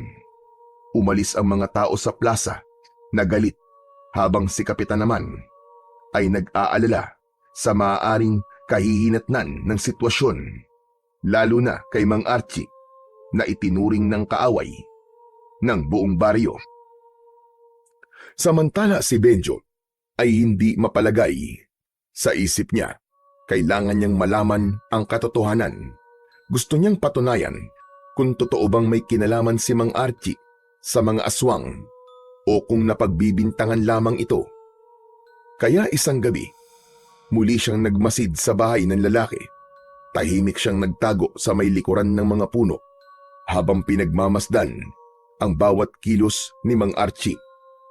Hindi nagtagal, may narinig siyang kakaibang iyak ng hayop mula sa gubat. Natigilan si Benjo. Nakita niyang biglang tumayo si Mang Archie at may kinuha itong punyal na nakasiksik sa dingding ng kubo. At saka inilabas mula sa kanyang leeg ang isang kwintas na may malaking medalyon. Kumislap ang medalyon sa ilalim ng sinag ng buwan. Dahan-dahang naglakad ang lalaki papunta sa gubat. Ito na yun. Malalaman ko na ang katotohanan. Aswang ka ba talaga o ano? Ano bang pakay mo dito sa baryo namin? Mabilis na sumunod si Benjo, bagamat maingat at hindi gumawa ng anumang ingay. Hindi siya nakaligtas sa matalas na pandinig ni Mang Archie. Sa biglang paglingon nito, nahuli siya ng lalaki. Hoy ikaw! Anong ginagawa mo rito, ha? Bakit mo ko sinusundan? Ha? Gusto kong malaman kung totoo bang ikaw nga ang aswang. Baliw ka ba? Kung aswang ako, kanina pa kita pinatay. At kung totoo ngang aswang ako, sa palagay mo ba, kailangan ko pa ang punyal na to? Sige na, umuwi ka na. Delikado rito sa gubat. Baka makasagabal ka lang sa misyon ko. Misyon? Anong misyon? Sabihin mo nga sa akin. Huhulihin ko at papatayin ng aswang na nagkalat dito sa baryo nyo. Ano? Mga aswang? Anong ibig mo sabihin? Hindi lang isa. Hindi lang dalawang aswang na narito. Isang grupo sila. Mga halimo na dapat mapuksa bago pa sila makapatay ng tao. Yun ang misyon ko. At yan ang rason kung bakit ako bumalik dito sa baryo. Napatitig si Benjo kay Mang Archie at sa unang pagkakataon ay naramdaman niyang nagsasabi ito ng totoo. Ngayong alam ko na, Mang Archie. Gusto kong sumama sa'yo. Kasama mo akong nalaban sa mga aswang na yan. Baliw ka nga talaga. Mana ka sa nanay mo. Umalis ka na nga. Laban ko to. Ayoko nang istorbo. Hindi, Mang Archie. Baryo namin to. Responsibilidad ko rin to. Hindi ako pwedeng manahimik. Hindi ako pwedeng walang gawin. Alam ko, may maitutulong ako. Anong magagawa mo? Isa ka lang ordinaryong binata. Bakit ikaw, Mang Archie? Ano ka ba? Isa akong antingero. Isang manunugis. Kaya kong harapin ang mga aswang. Matagal na akong manunugis ng mga halimaw na kagaya nila. Ikaw, wala kang alam. Hindi mo batid kung gaano sila kalakas at kadelikado. Basta, kahit anong sabihin mo, sasama ako. Tutulungan kita. Hindi pa natatapos ang kanilang pagtatalo ay bigla silang natigilan nang biglang may lumitaw sa itaas ng puno. Isang nilalang na may malaking pakpak na parabang sa paniki. Mapupula ang mga mata nito at may buhok na magulo. May mahaba rin itong mga kuko. Diyos ko! Aswang! Mabilis na kumilos si Mang Archie. Hinugot niya ang kanyang mahiwagang punyal mula sa kanyang bewang at mahigpit na hinawakan yun. Pagkatapos ay itinapat niya ang talim sa medalyon na nakasabit sa kanyang leeg. Pumikit siya at umusal ng mabilisang orasyon. Sa mismong sandaling yun, biglang kumislap ang medalyon. Hindi isang ordinaryong liwanag ang lumabas, para itong isang matalim na sinag. Dumaloy ang sinag, papunta sa talim ng punyal at mula roon, ay tumama ito ng diretso sa nilalang na nakadapo sa puno. Kasabay ng pagtama nito, isang nakapangingilabot na sigaw ang pinakawalan ng aswang. Halos mabingi si Benjo at si Mang Archie. Delikado ito. Nagtatawag na siya ng mga kasama. Sige na, Benjo. Umalis ka na. Pero umiling si Benjo kahit nanginginig ang tuhod at pawisan. Dahil sa nervyos ay hindi siya umatras. Hindi, Mang Archie. Sabi ko sa'yo tutulong ako eh. Mamamatay ka rito, Benjo. Kahit na tanggap ko yun. Haharapin ko to. Kesa naman sa habang buhay ako nabubuhay sa takot. Lumipad ng mabilis ang nilalang. Pababa, diretsyong sumugod kay Archie. Sa lakas ng hampas ng pakpak nito, napayuko silang pareho. Umalis ka na! Hindi mo to laban! Sige na! Pero tumakbo si Benjo at dinampot ang isang matulis na kahoy sa lupa. Kahit takot na takot, itinutok niya ito sa nilalang na lumilipad. Lalong tila ng gigil ang aswang. Muling lumipad ng paikot-ikot sa itaas na parabang nagmamasid at naghahanap ng tamang pagkakataon. Si Archie naman, kalmado lang at nakatingin sa kalaban. Ang medalyon sa kanyang leg ay patuloy na kumikislap. Bumaba ka dyan, demonyo ka! Maglaban tayong dalawa! Muling nagpakawala ng nakakabinging sigaw ang aswang. Sabay mabilis na lumusob muli. Sa pagkakataong yun, magkasabay na kumilos si Mang Archie at si Benjo. Unang tumama ang hawak na matulis na kahoy ni Benjo. Nasaksak niya ang aswang sa dibdib. Agad na bumulwak ang itim na dugo mula sa sugat at sa bibig ng aswang. Nanlisik ang mga mata nito at pilit pa ring umungol. Subalit, unti-unti itong nanghina. At bago pa tuluyang bumagsak, pumaling ang ulo ng nilalang at bumuka ang bibig nito na parang gustong sumigaw. Ngunit puro impit na ungol na lamang ang lumalabas. Sa huli, bumulagta itong nakatihaya. Agad na lumapit si Mang Archie sa halimaw at sinaksak pa ang aswang sa dibdib nito, direkta sa puso. Isang apoy ang biglang lumitaw sa katawan ng kalaban at sinunog siya nito hanggang sa tuluyang naging abo. Teka, Mang Archie. Paano mo yung ginawa? Paano mo nasunog ang aswang? Dahil yun sa medalyon ko. Ito ang tinatawag na medalyon ng San Miguel Arcangel. Ang galing! Pero hindi ba mas magaling ako? Kasi napatay ko ang aswang na yan, maski wala akong ganyan. Sabi ko naman sa'yo kaya kong lumaban. Makakatulong ako. Huwag kang masyadong magmalaki. Hindi pa tapos ang laban. Kung ako sa'yo, umuwi ka na. At huwag ka nang makisali pa. Ngunit muling tumanggi si Benjo. Dahil doon ay biglang hinawakan ni Mang Archie ang bewang ng binata at binitbit ito na parang hayop lang. Walang kahirap-hirap sa kanya ang pagbubuhat sa binata. Mabilis din ang kilos nito at ilang sandali ay nakarating na sila sa bahay ni Benjo. Ano ba? Bitiwan mo ako! Ano ba? Mang Archie naman Nakakalula ang ginagawa mo Sa lakas ng kanyang sigaw, biglang lumabas si Aling Marta. Napasinghap siya nang makita si Mang Archie na bitbit ang anak niya. Agad siyang kumuha ng pamalo at sinugod ang lalaki. Hayop kang aswang ka! Bitiwan mo ang anak ko! Mga kapitbahay, may aswang! Tulungan niyo kami! Sunod-sunod ang ginawa niyang pagpalo kay Mang Archie habang pinagmumura ito.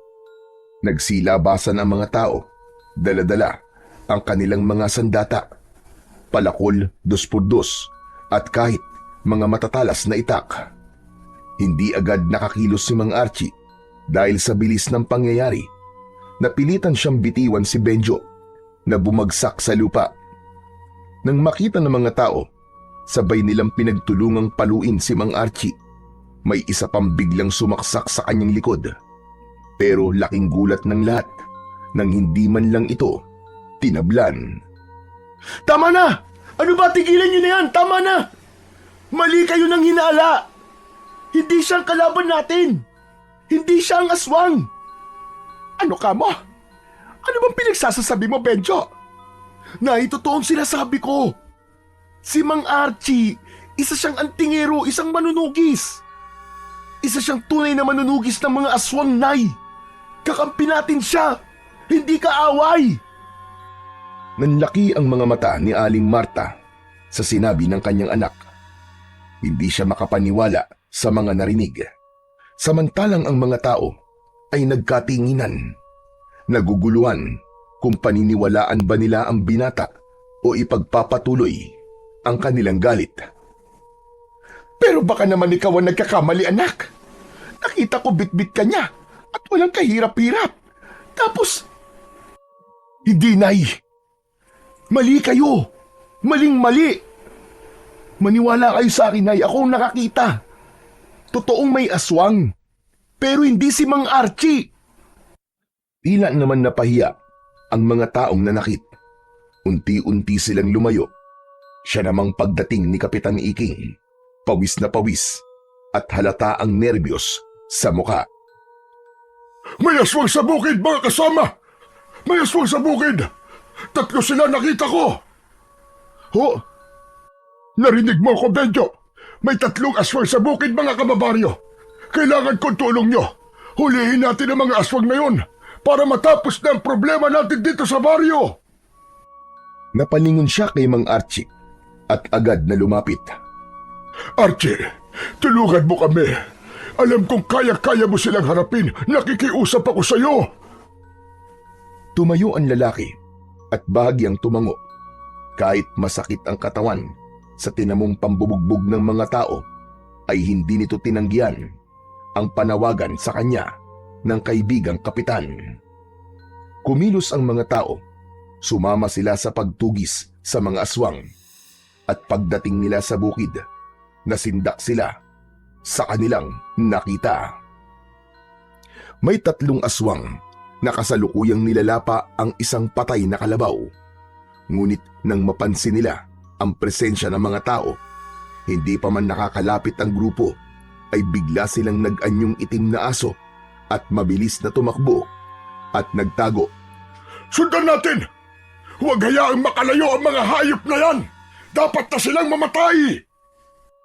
Agad na sumugod si Kapitan Iking at Mang Archie sa direksyong tinahak ng mga nilalang.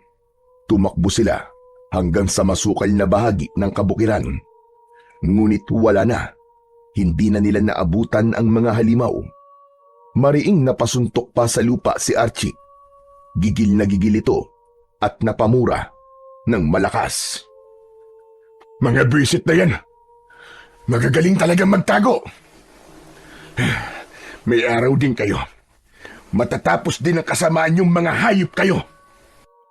Tahimik lang ang mga tao. Ang ilan ay natigilan. Ang iba naman ay napayuko. Saksi sila sa lahat ng nangyari, kung paanong ang estrangherong kanilang kinatatakutan ang nanguna mismo sa pagtugis sa mga halimaw. Kung paanong ipinakita niya na wala siyang ibang hangad kundi protektahan ang baryo laban sa mga aswang. Habang naglalakad sila pabalik ng baryo, makikita ang hiya sa muka ng bawat isa.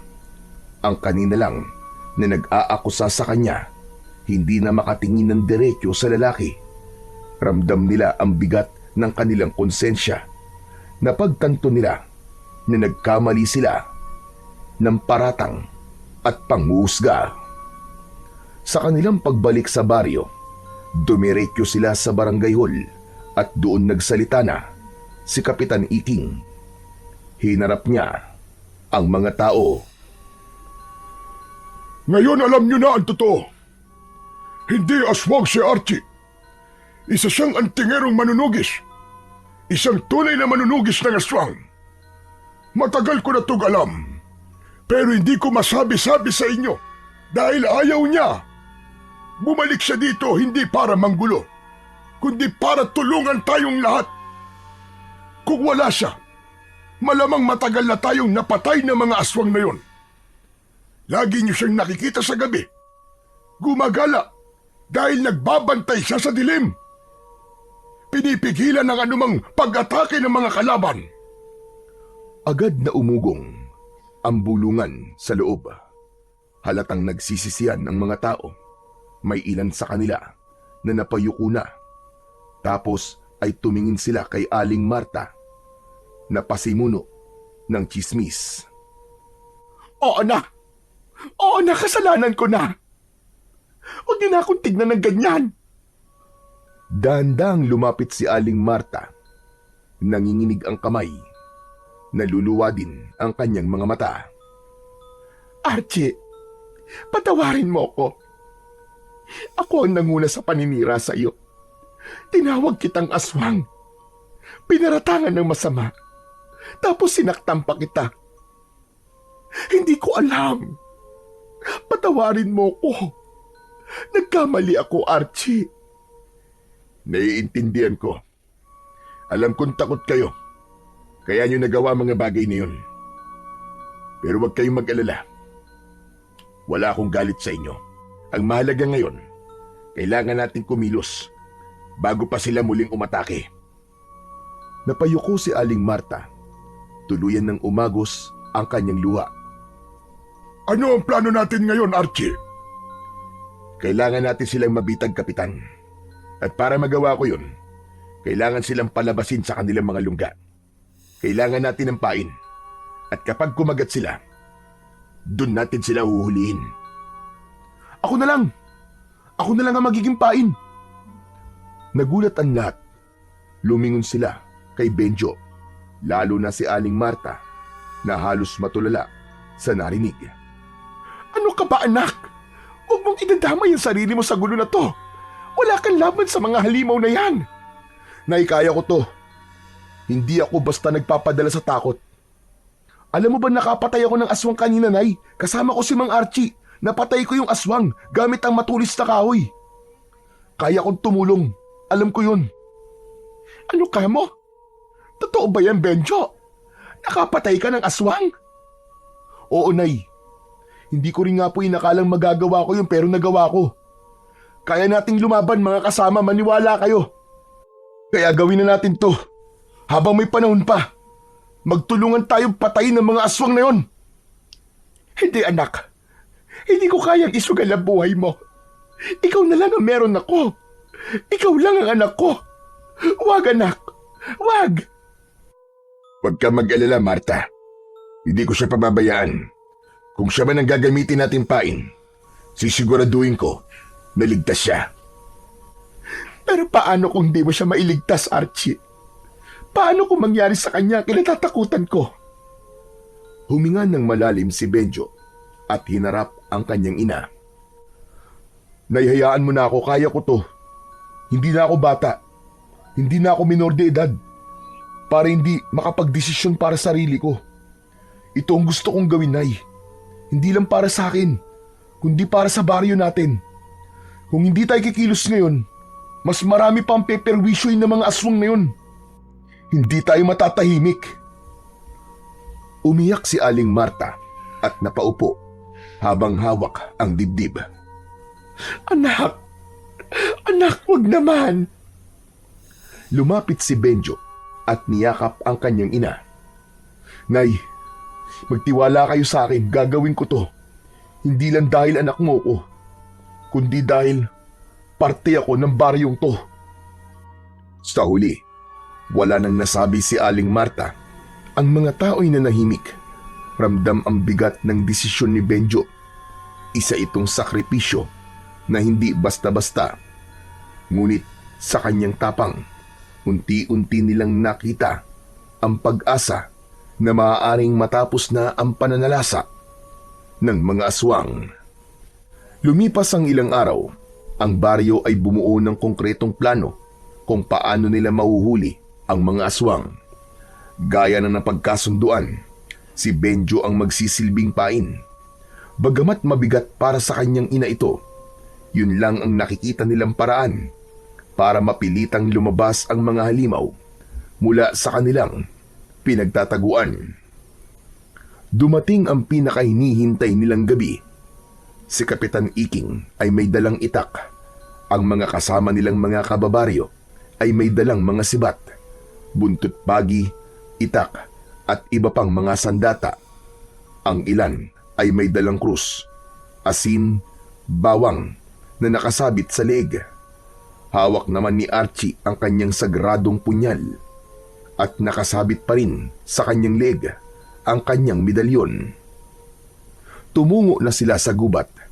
Si Benjo ang pumuesto sa gitna ng mga nagtataasang puno at ang iba nagtago sa likod ng matataas na damo. Kinakabahan si Benjo. Ramdam niya ang mabilis na tibok ng kanyang puso, pero pinipilit niyang maging matatag. Sa isip niya, hindi na siya pwedeng umatras. Inihanda na lamang niya ang kanyang sarili. Tahimik ang paligid nung una, ngunit makalipas ang ilang minuto, nagsimula ng mag-iba ang simoy ng hangin. May kakaibang amoy, mapanghi, mabaho, at parabang amoy ng nabubulok na karne. Sunod nilang narinig ang mga kakaibang kaluskos sa paligid, mga yabag na papalapit at mga ungol na parabang galing sa ilalim ng lupa. Napalunok si Benjo. Pinagpapawisan na siya ng malapot. Maya-maya pa ay nagsimula ng umalingaw-ngaw ang alulong ng mga aswang. Malakas at talagang nakapangingilabot. Ilang sandali mula sa kung saan ay biglang lumabas ang tatlong aswang. Dahan-dahan silang lumapit kay Benjo, ngunit bago pa man sila tuluyang makalapit, agad nang pumagitna si Mang Archie. Hawak nito ang punyal at mabilis na itinapat ito sa medalyon at umusal ng orasyon. Agad itong lumiwanag at ang sinag ng medalyon ay tumama sa talim ng punyal. Gumawa ito ng liwanag na mula sa refleksyon ng medalyon at ng punyal. Tumama ito sa isang aswang. Nagsisisigaw ang halimaw. Hawak ang sarili nitong dibdib. Ilang sandali lang yun. Tapos ay natunaw na ito at naging abo. Nagnit-ngit ang dalawang halimaw na natira. Ang isa ay naging isandambuhalang aso. Umalulong ng napakalakas at ang isa naman ay nagkaroon ng malapad na pakpak. Ngunit bago pa ito makalipad, isang tali ang agad na sumilo sa aswang at sa kabilang dulo ng tali, naroon ang kapitan at sa isang mabilis na paglusob, lumitaw ang mga tao sa paligid at agad na sinugod ang mga aswang. Sumirit ang dugo kasunod ng matinding sigaw. At gaya ng una, ilang sandali lang, natunaw ang mga ito at naging abo. Tahimik ang sumunod na sandali. Tanging hingal at pagod ng mga tao ang naririnig. Wala na ba? Tapos na ba? Hindi ko alam, Benjo. Pero malalaman natin mamaya kung tapos na ba talaga. Pero may gusto lang sana akong sabihin. Walancho, napahanga mo ko ha. Matapang ka. Magaling, Benjo. Pabalik na sana sila sa baryo, pero bigla silang tumigil nang may marinig na malakas na alulong mula sa di kalayuan. Sandali lang. Magsipaganda kayo mga kasama. May paparating pang ibang kalaban. Mula sa dilim ay lumitaw ang isang napakalaking nilalang. Higit itong mas mataas at mas matipuno kaysa sa mga nauna nilang nakalaban. Ang balat nito ay kulay abo. Mahaba ang kuko na tila bakal sa tigas. Kasunod nito, ang apat niyang alagad. Mga hangal, pinatay niyo ang aking mga alagad. Ngayon, pagbabayaran niyo ng buhay niyo ang inyong ginawa. Ang tigas naman ang mukha mo. Eh di ba kayo naman ang nauna? Pinapatay niyo ang kabuhayan ng mga tao sa baryo namin. Pinapatay niyo mga hayop namin. Tapos kami pa magbabayad. Naningil lang kami dahil yun ang dapat. At ano ang sisigilin mo, tanda? Kami ang mas nakatataas sa inyo. Wala kayong karapatan na adlangan ang lahi namin. At kayo, pagkain lang namin kayo. Tama ng kayabangan mong hayop ka. Matagal na kitang hinahanap. At ngayon nagpakita ka na. Sisiguraduhin ko na ito na ang magiging katapusan mo. Katapusan ko. Hangal, hindi porket may medalyo ka, ay magyayabang ka na sa harapan ko. Hindi mo alam ang tunay kong lakas at kapangyarihan. Tumigil ka! Hindi kami natatakot sa inyo! Lahat ng ginawa niyo sa baryo namin, pagbabayaran niyo! Pinatay niyo ang baboy namin! Kailangan niyo magbayad! Matapang ka bata ka. Pwes, kung kamatayan ang hiling nyo, ibibigay ko sa inyo ang inyong kahilingan. Napaatras ng konti ang mga tao dahil sa banta ng pinuno ng mga aswang. Ngunit pumagitna na sa kanila ang kanilang kapitan. Mga kababaryo, huwag kayong matakot. Huwag kayong panghinaan ng loob. Tandaan nyo, nasa panig natin ang kabutihan. At ang kabutihan kailanman hindi nagagapi ng anumang uri ng kasamaan. Hangal, ang dami mo sinasabi. Muling umalingaw-ngaw ang malakas na alulong ng pinuno ng mga aswang at kasabay noon ay sumugod ang kanyang mga alagad. Agad na kumilos ang mga tao, bawat isa'y hawak ang sandata nila. Sabay-sabay na sumigaw para palakasin ang loob ng bawat isa. Sumugod ang isang asong aswang kay Benjo. Mabilis na pinulot ni Benjo ang kanyang sibat at sinalubong ang halimaw. Mabilis na naisaksak niya ito sa tagiliran ng aswang. Si Kapitang Iking naman ay nakorner ang isang aswang at gigil na pinagtatataga ito hanggang sa mamatay.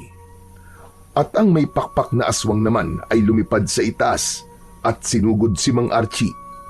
Ngunit bago pa siya nito masaktan, biglang umilaw ang medalyon at nabulag nito ang mata ng kalaban.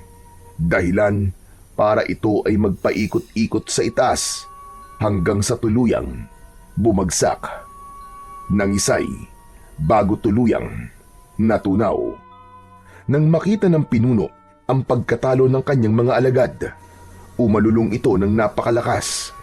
Biglang lumakas ang ihip ng hangin at mas lalong dumilib ang paligid. Hindi niyo ako matatalo. Ako ang pinakamalakas. Ako ang hari. Ngunit hindi natinag si Archie. Sa halip, tumindig siya ng mas matatag.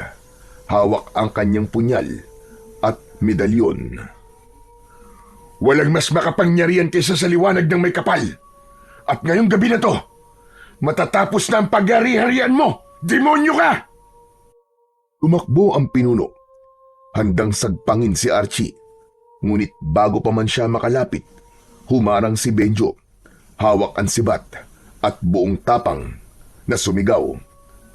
Kung gusto mo siyang makalaban, dumaan ka muna sa akin! Nanlaki ang mga mata ni Archie. Benjo! Umatras ka! Huwag! Ngunit huli na. Mabilis na tinabig ng pinuno ang sibat at kinalmot ang katawan ng binatang si Benjo. Bumagsak ang binata sa lupa. Duguan. Dahil dito, nag-alab ang galit ng mga tao. Sabay-sabay silang sumugod sa pinuno ng mga aswang. Sinubukan ng halimaw na gamitin ang kanyang lakas at kapangyarihan. Ngunit nilamon siya ng dami at tapang ng mga tao. Unti-unti siyang nanghina hanggang sa mapaluhod. Duguan ng aswang dahil sa dami ng sugat niya sa kanyang buong katawan. Lumapit si Archie at walang pag-aatubili na sinaksak sa dibdib ang aswang. Direkta sa puso nito ay sa kanya inilapit ang medalyon. Sigaw ng sigaw ang pinuno ng mga aswang, ngunit pagkaraan ng ilang sandali, hindi na niya nakayanan. Namatay ito at natunaw. Kumalat ang alikabok nito sa lupa. Napuno ng katahimikan ang paligid. Hingal na hingal ang lahat, pawisan at may ilan din na sugatan. Ang iba ay tumakbo palapit kay Benjo na nakahandusay at nangihina na ito. Kapit lang, Benjo! Kapit lang! Kaya mo yan! Huwag ka matutulog! Lumaban ka, iyo! Mga kasama, pasensya na. Naging pabigat ako. Huwag mo sabihin yan, iyo. Ikaw ang dahilan kung bakit nagkaroon ng lakas ng loob ang marami para lumaban. Kaya napatay ang pinuno ng mga aswang. Pero masakit po ang kirot, saka mainit ang mga sugat. Kakayanin ko po ba talaga to? Kaya mo, Benjo. Kaya mo yan. Malakas ka. Huwag kang bibitiw. Lumuhod si Mang Archie. Inilapit ang kanyang medalyon sa sugat ni Benjo. Kumislap ito at dahan-dahang lumabas ang itim na dugo mula sa sugat. Wala nang kamandag ng aswang. Ayos ka na. Magpalakas ka na lang at magpagaling ng iyong sugat. Salamat po, Mang Archie. Tumayo si Mang Archie at tinignan ang mga tao. Wala na sila. Wala na ang mga aswang. Tapos na ang bangungot. Malaya na kayo. Malaya na muli ang baryo nyo. Nagunahan ang mga tao sa pagpalakpak. Ang iba'y napaluwa habang niyayakap ang kanilang mga mahal sa buhay. Tagumpay tayo, mga kasama. Hindi nila kayang talunin ang pagkakaisa natin. Ligtas na muli ang ating baryo. Sabay-sabay namang umalingaw-ngaw ang sigaw ng mga tao. Puno ng tuwa at pag-asa. Ilang sandali pa ang lumipas. Tinulungan na nila ang mga sugatan at umuwi na sila sa baryo. Tahimik ang lahat sa kanilang paglalakad. Pagdating nila sa baryo, kagad na sinalubong sila ng kanilang mga kababaryo na naiwan at ang kanilang mga mahal sa buhay. Nagyakapan ang mga magkakapamilya at halos lahat ay lumapit kay Archie at nagpasalamat. Ngunit sa kabila ng kasiyahan, biglang nagsalita ang lalaki. Bukas, pagsikat ng araw, aalis na ako. Tapos na ang laban ko dito. Nagulat ang lahat sa kanyang sinabi.